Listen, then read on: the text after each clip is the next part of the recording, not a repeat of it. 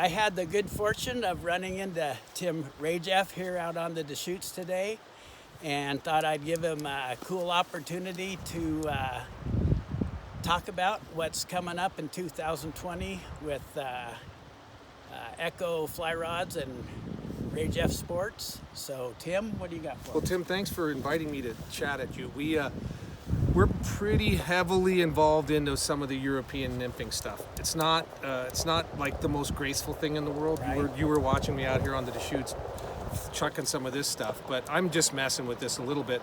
But the more competitive people get into trout fishing, there's always two sides of this. You're fishing in a river or you're fishing in a lake. And lakes are kind of something we don't talk about too often. Okay. So for 2020, we have two new families of fly rods, the Echo Lago.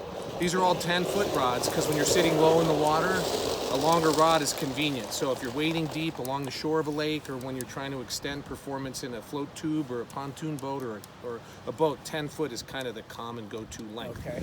So within lake rods, 5, 6, and 7 weights are kind of the focus. So next year we have two new series of rods. The Echo Lago, which is designed for kind of day in and day out hardcore lake fishing. You could use it indicator fishing and all that other stuff, but Lago is the word for lake in Spanish. Okay. And then Pete Erickson, the guy that started our Shadow series, which is what this is, he's a super hardcore competitive angler.